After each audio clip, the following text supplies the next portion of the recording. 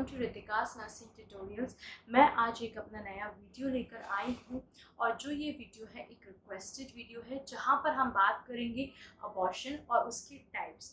यहाँ पे जो मेन इस वीडियो में है, यहाँ पे मुझे किसी ने पूछा था कि इनकम्प्लीट और कंप्लीट अबॉर्शन में जो है डिफरेंस क्या होता है, लेकिन उसको समझाने से पहले मैं आपको बताऊँगी कि अबॉर्शन क्या होता है, उसके कॉजेज़ क्या है और कितने प्रकार के अबॉर्शन। तो आइए आज का हम अपना वीडियो स्टार्ट करते हैं। वीडियो स्टार्ट करने से पहले मैं आप सभी को बहुत बहुत थैंक यू बोलूँगी कि आपने मेरे जितने भी प्रीवियस वीडियोस हैं उसको लाइक करा, शेयर करा, मेरे चैनल को सब्सक्राइब किया और मैं इसके लिए आपका बहुत बहुत थैंक यू बोलना चाहती हूँ। आइए हम आज का अपना वीडियो स्टार्ट करें। तो अबॉर्शन जो है, यहाँ अकॉर्डिंग टू डेफिनेशन जो अबॉर्शन है वो it is a process of partial और complete separation of conception product from the uterine wall with or without the expulsion of conception product through vaginal tract। अगर हम ऐसे देखें तो जो अबॉर्शन होता है, अबॉर्शन क्या होता है? एक्सपल्शन ऑफ कंसेप्शन प्रोडक्ट, यानी कि जो प्रेगनेंसी के लिए कंसेप्शन प्रोडक्ट एक वोम में गया है उसका बाहर निकलना। अगर उसका एक्सपेल्ड हो जाता है, उसका एक्सपल्शन होता है 20 या 20 वीक ऑफ बिफोर गेस्टेशन, तो उसको हम लोग बोलते हैं अबॉर्शन। अगर जो गेस्टेशनल वीक है वो 20 या 22 वीक के पहले जो एक्सपल्शन हो गया है कंसेप्शन प्रोडक्ट का और उसका वेट जो अंदर कंसेप्शन प्रोडक्ट का उसका वेट हो लेस देन 500 ग्राम और उसका एक्सपल्शन हुआ हो बिफोर 20 to 22 वीक्स, उसको हम लोग बोलते हैं अबॉर्शन। अब यहाँ पे जब हम बात करते हैं टाइप्स ऑफ अबॉर्शन की, तो यहाँ पे जो हम टाइप्स देखते हैं वो 2 उसमें डिवाइडेड है। एक है स्पॉन्टेनियस और एक है इंड्यूस्ड। तो जो हमारा स्पॉन्टेनियस जो है अबॉर्शन है, इसमें अलग अलग प्रकार के अबॉर्शन आए हैं, ऐसे ही इंड्यूस में भी अलग अलग प्रकार के अबॉर्शंस आए हैं। लेकिन अगर हम बात करते हैं स्पॉन्टेनियस अबॉर्शन, यानी कि जो तुरंत हो गया हो, एट स्पॉन्टेनियसली अबॉर्शन हुआ है। इंड्यूस होता है यानी एक प्लानिंग के तहत रखते हुए अबॉर्शन किया गया हो, यानी कि अगर किसी भी प्रकार की जो है मदर में कॉम्प्लिकेशंस दिखती है या फिर टेस्टिंग के बाद पता चलता है कि बेबी का जो है किसी भी प्रकार के सिंड्रोम्स का शिकार हो रहा है शुरू में, तो प्लानिंग करते हुए अगर हम किसी भी लेडी का अबॉर्शन करते हैं that comes under your induce abortion. लेकिन अगर किसी ऐसी एबनॉर्मलिटीज़ या किसी भी क्रोमोसोमल जो है एक्टिविटीज़ या फिर कोई भी एनवायरमेंटल की वजह से तुरंत ही अबॉर्शन हो गया हो, तो उसको हम लोग बोलते हैं स्पॉन्टेनियस अबॉर्शन। टाइप्स डिस्कस करने से पहले अब हम देखेंगे what are the causes of abortion. तो अब हम देखते हैं कॉजेज। तो कॉजेज में सबसे पहले हम देखेंगे क्रोमोसोमल एबनॉर्मलिटीज़। सबसे पहले जो हम देखते हैं अबॉर्शन जिसकी वजह से होता है वो है क्रोमोसोमल एबनॉर्मलिटीज़। अब हम देखेंगे जो क्रोमोसोमल एबनॉर्मलिटीज़ हैं वो क्या क्या होती है। जैसे हम सबको पता है कि जो हमारा ह्यूमन है उसमें क्या 23 पेयर्स होते हैं, दैट इज इक्वल टू कितने 46 क्रोमोसोम्स के इक्वल होते हैं। तो अगर जिसमें से जो हमारा 23 पेयर है जो कि इक्वल टू 46 क्रोमोसोम्स है, जिसमें से जो 22 पेयर्स होते हैं वो किस लिए होते हैं? हमारा बच्चे का जो बेबी है फीटस उसके एनाटॉमिकल और फिजियोलॉजिकल डेवलपमेंट के लिए होता है। उसमें से जो एक पेयर होता है वो किसके लिए होता है? जेंडर के लिए। तो अगर इसी में से जैसे हम बात करते हैं कि 23 पेयर्स होते हैं, तो इसी में से जो है अगर इसमें से एक भी बढ़ जाता है यानी कि 46 जैसे क्रोमोसोम्स होते हैं, तो अगर वो 47 क्रोमोसोम्स हो जाएं तो इसको हम लोग बोलते हैं क्रोमोसोमल एबनॉर्मलिटीज। हमारे ह्यूमन में 23 pairs that is equal to 46 chromosomes, जिसमें से जो 22 पेयर होता है वो फीटस के जो एनाटॉमिकल और फिजियोलॉजिकल डेवलपमेंट के लिए काम करता है और एक पेयर होता है वो उसका जेंडर डिटेक्ट करता है, मेल या फीमेल। अगर यही टोटल 46 क्रोमोसोम्स के अलावा एक क्रोमोसोम्स अगर इंक्रीज होके 47 टोटल हो जाते हैं तो ये कॉज कर सकता है क्रोमोसोमल एबनॉर्मलिटीज, क्योंकि यहाँ पे जो संख्या है वो इंक्रीज इंक्रीज हो गई है, तो that comes under your abnormalities. अगर हम यहाँ पे एबनॉर्मलिटीज की बात करते हैं तो सबसे पहले होती है हमारी ट्रिसोमी। जो ट्रिसोमी होती है उसको हम बोलते हैं अगर 46 क्रोमोसोम्स की जगह 47 क्रोमोसोम्स हो जाए तो that is called your trisomy. अब ट्रिसोमी हम यहाँ पे देखते हैं, यहाँ पे होती हैं जो मोस्टली कॉमन हम पाई जाती है ट्रिसोमी 9, ट्रिसोमी 10, देन ट्रिसोमी 16, जिसमें से ये अलग अलग जो 9, 10, 16 है ये अलग अलग क्रोमोसोमल एबनॉर्मलिटीज जो एक फीटस में डिटेक्ट होती है ड्यूरिंग द टाइम ऑफ जो प्रेगनेंसी में अगर जो अल्ट्रासाउंड जो टेस्ट है उससे हल्की बल्कि उनकी जो कैलकुलेशंस होती है उससे डिटेक्ट होती है, तो उसमें अलग अलग प्रकार की ये एबनॉर्मलिटीज को दर्शाती है। तो जैसे अगर हम ट्रिसोमी 9 की बात करते हैं तो इसमें अगर एक भी क्रोमोसोम ज़्यादा हो जाता है तो ये क्या करता है, malformation of foetus. Malformation of foetus जिसमें क्या इंक्लूड होता है, उसका हेड, उसका नर्वस सिस्टम, या फिर उसका आप बात कर सकते हैं हार्ट। और अगर किसी फीटस में ट्रिसोमी 10 होता है तो ट्रिसोमी 10 अगर पाया जाता है जिसकी वजह से जो होता है फीटस में उसका फिजिकल और इंटेलेक्चुअल डिसऑर्डर पाए जाते हैं इन प्रकार के फीटस में। और अगर ट्रिसोमी 60 है that is related to your Edward syndrome. तो इसलिए अगर कोई भी एक क्रोमोसोम्स है वो ज़्यादा हो जाता है, जो हमारी वैल्यू है 46 क्रोमोसोम से ज़्यादा हो जाता है, दैट कॉजेस योर ट्रिसोमी। और अलग अलग प्रकार की ट्रिसोमी आती है 9, 10, 16 जो अलग अलग डिसऑर्डर्स जो एक बेबी फीटस में during the time of development पाए जाते हैं उनको दर्शाती है।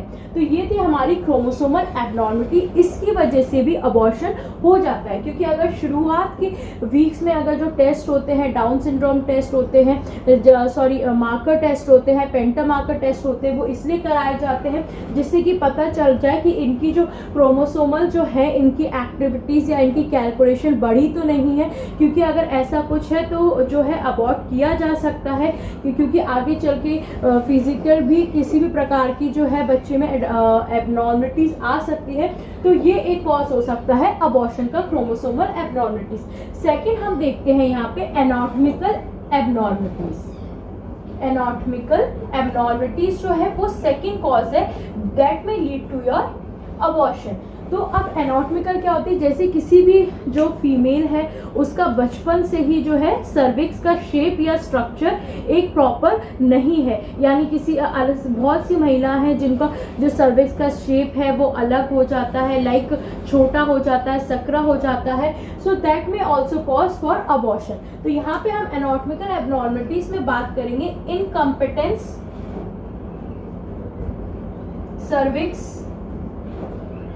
सर्विक्स में उतनी क्षमता नहीं रहती है कि वो एक समय तक बेबी को होल्ड कर पाए। कुछ स्टार्टिंग के फेज में जो है वो सर्विक्स अपने जो बेबी है उसको होल्ड करेगा, लेकिन जैसे ही बेबी ग्रो डेवलपमेंट करने पड़ेगा, उसका जो वेट बढ़ने लगेगा तो वहाँ पे सर्विक्स जो अपनी क्षमता को खो जाएगा। तो ये जन्म से ही होता है किन्हीं महिलाओं में। तो यहाँ पे सेकेंड कॉज है एनाटॉमिकल एबनॉर्मलिटी से इनकम्पिटेंट सर्विक्स। या फिर किसी को होता है इन्फेक्शन की वजह से, या इन्फेक्शन पैरासाइट हो, बैक्टीरियल हो, है ना, जिसमें हर्पीस सिम्प्लेक्स भी शामिल होते हैं। तो इनकी वजह से, इन्फेक्शन की वजह से एनाटॉमिकल एबनॉर्मलिटीज होती हैं दैट में लीड टू योर अबॉर्शन।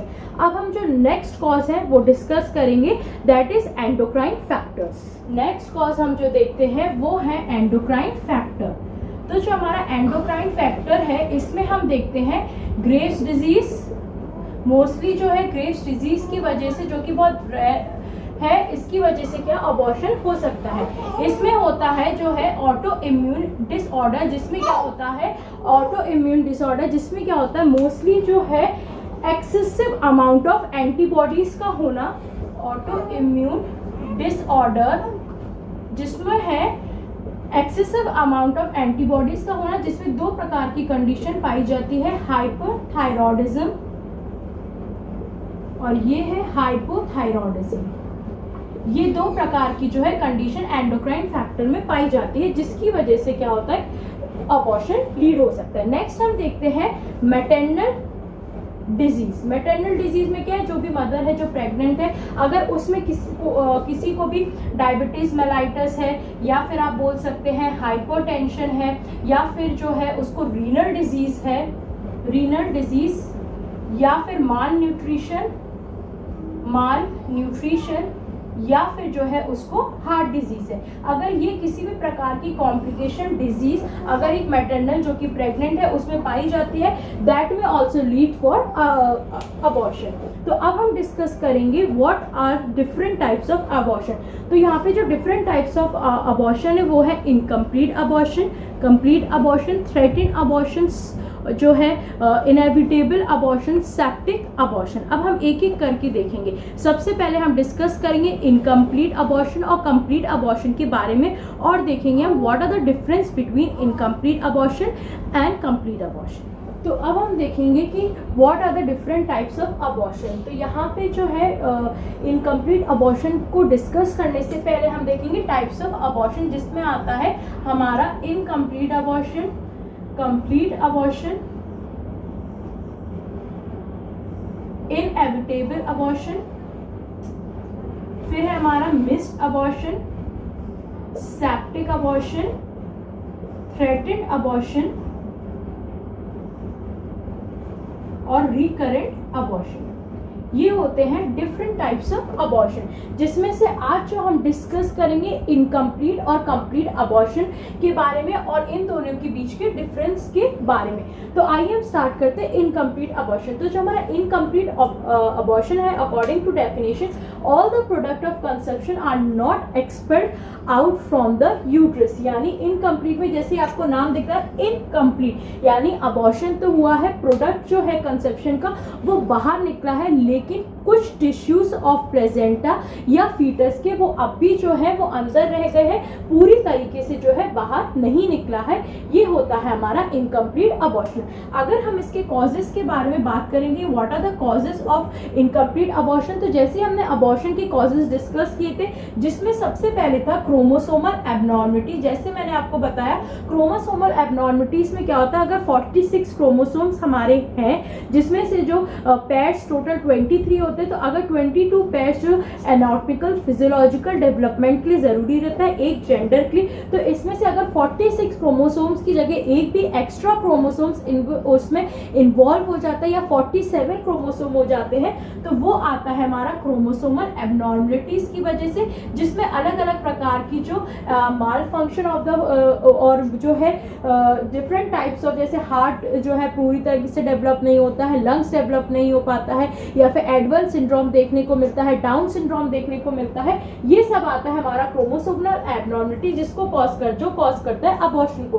तो ये फर्स्ट कॉज है हमारा इनकम्प्लीट अबॉर्शन का। सेकेंड हम देखते हैं एनाटॉमिकल एबनॉर्मलिटीज, जिसमें जो मैंने आपको बताया था shape and structure of uterus और सर्विक्स। तो यहाँ पे जो है इनकम्पिटेंस ऑफ सर्विक्स हो जाता है, यानी जो सर्विक्स की क्षमता है वो उतनी नहीं रह जाती जो फीटस को होल्ड कर पाए, यानी कि वीकनिंग ऑफ द सर्विक्स। और यहाँ पे जो होता है एनाटॉमिकल एबनॉर्मलिटीज में, यहाँ पे जो होता है वो जो यूट्रस है उसका स्ट्रक्चर और शेप एक प्रॉपर नहीं होता है जैसे नॉर्मल होता है, जैसे कि जो होल्ड कर सकता है, किसी का बहुत ज़्यादा सकरा हो जाता है तो इस तरह, किसी का छोटा हो जाता है, जो ओएस है उसकी ओपनिंग में हो जाता है, तो ये होता है एनाटॉमिकल एबनॉर्मलिटीज। फिर आता है हमारा वीकनिंग ऑफ द सर्विक्स, यानी कि एक टाइम तक जो है सर्विक्स होल्ड तो करता है बेबी को, लेकिन जैसे ही जो है ट्राइमेस्टर्स बढ़ते हैं, बेबी का वेट बढ़ता है, फीटस का डेवलपमेंट होता है, वो सर्विक्स जो है वीक होने लगता है। और फिर अदर कॉजेज है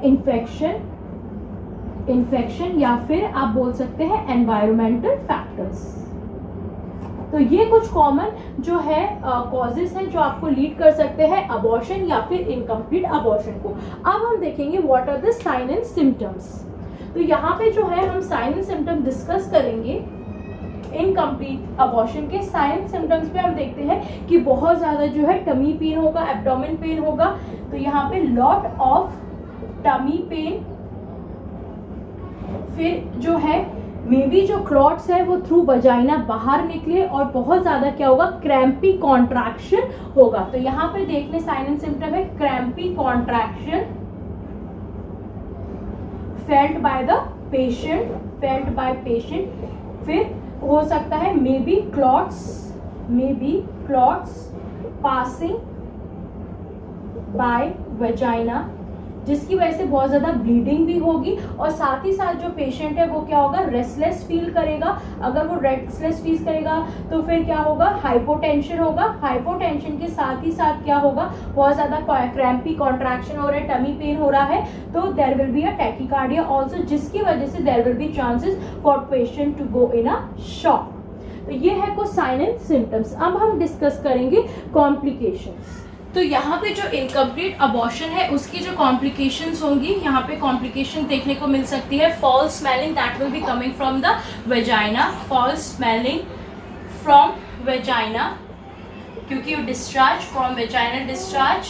उसके बाद there will be chances for sepsis, और यहाँ पे है prolong bleeding, so there will be prolong bleeding. ये है कॉम्प्लिकेशन। अब यहाँ पर जो है हम मैनेजमेंट देखेंगे कि अगर इनकम्प्लीट अबॉर्शन हुआ है तो क्या मैनेजमेंट हम देख सकते हैं। तो यहाँ पे जो हम थ्रू मेडिकेशन जो है मैनेजमेंट देंगे वो है सिंटोमैट्रिन 1 यूनिट और IV अर्गोमैट्रिन जो है यहाँ पे हम देंगे 0.5 mg थ्रू IM।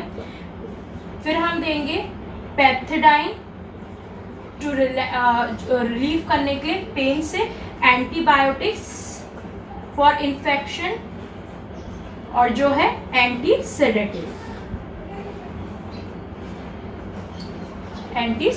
तो यहाँ पे मेडिकल जो मैनेजमेंट हम देंगे, सिंट्रोमैट्रिन देंगे 1 यूनिट और IV अर्गोमैट्रिन 0.5 mg IM, पैंथेडिन जो कि पेन से रिलीव करेगा, और एंटीबायोटिक्स और एंटी सेडेटिव कि पेशेंट है बहुत ज़्यादा दर्द हो रहा है तो क्या होगा, उसको थोड़ा रिलैक्स मिलेगा, काम मिलेगा, तो यहाँ पे जो है शॉक में जाने से थोड़ा बच सकती है। उसके बाद हम देखेंगे यहाँ पे जो हम एक्टिव मैनेजमेंट देखेंगे, एक्टिव मैनेजमेंट जो कि होता है अगर एक्टिव मैनेजमेंट। तो यहाँ पे जो हम एक्टिव मैनेजमेंट देखेंगे, अगर जो प्रेगनेंसी है, यहाँ पे हम 2 में देखेंगे, प्रेगनेंसी मोर देन 12 वीक्स या फिर प्रेगनेंसी लेस देन 12 वीक्स। अगर जो है प्रेगनेंसी 12 वीक से ज़्यादा है तो हम क्या देंगे, और अगर लेस है 12 वीक से तो हम क्या देंगे। तो अगर प्रेगनेंसी जो है मोर देन 12 वीक्स है तो यहाँ पर हम क्या करेंगे, ऑक्सीटोसिन जो है ड्रिप विथ RL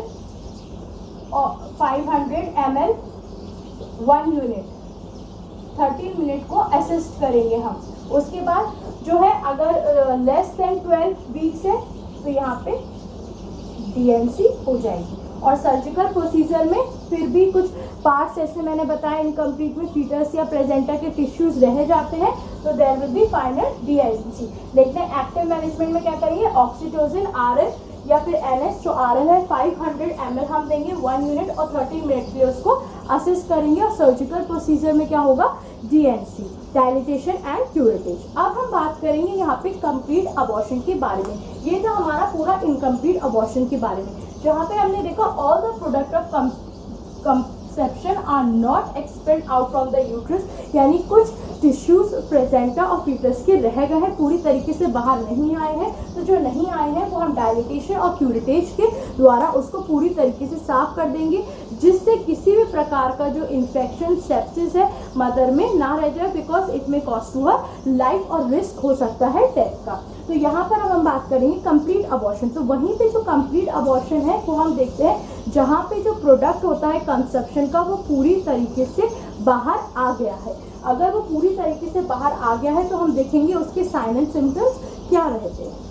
तो यहाँ पे जो कंप्लीट अबॉर्शन है, जैसे मैंने आपको बताया, ये जो कंसेप्शन का प्रोडक्ट है वो पूरी तरीके से बाहर आ गया है। तो इसमें जो साइन एंड सिम्टम्स हमें देखने को मिलेंगे, may be vaginal bleeding absent और मे बी ट्रेस, और बहुत ज़्यादा सब्सिड्यूनल एब्डोमिनल पेन होगा। और इंटरनल एग्जामिनेशन अगर हम करेंगे तो वहाँ पे जो है यूट्रस जो है वो स्मॉलर हो जाएगा इन रिगार्डेंस टू द एमनोरिया पीरियड है, उसकी अपेक्षा वो स्मॉलर हो जाएगा। और जो उसकी OS है, क्योंकि वो क्लोज हो चुकी है, there will be cervical OS close, और हम अल्ट्रासोनोग्राफी के द्वारा ये रिवील करेंगे कि जो यूट्रीन कैविटी है वो पूरी तरीके से एम्प्टी है, उसमें किसी भी प्रकार की जो टिश्यूज़ है वो रह तो नहीं गए हैं। इसमें जो मैनेजमेंट में हम क्या देखेंगे, मैनेजमेंट में there will be dilatation and curettage. ये होता है कंप्लीट अबॉर्शन में जो है हम सीधे जो है DNC करते हैं, यानी कि डायलिटेशन एंड क्यूरेटेज। तो ये था आज का हमारा वीडियो जहाँ पर हमने देखा abortion, types of abortion, what are the causes of abortion और हम उसको किस तरीके से मैनेजमेंट कर सकते हैं, difference between incomplete and complete